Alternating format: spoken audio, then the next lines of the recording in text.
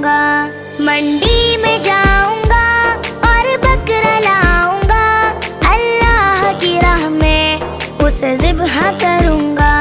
कुर्बानी कुर्बानी कुर्बानी मुबारक, कुर्बानी कुर्बानी कुर्बानी मुबारक, कुर्बानी कुर्बानी कुर्बानी मुबारक, कुर्बानी कुर्बानी कुर्बानी मुबारक।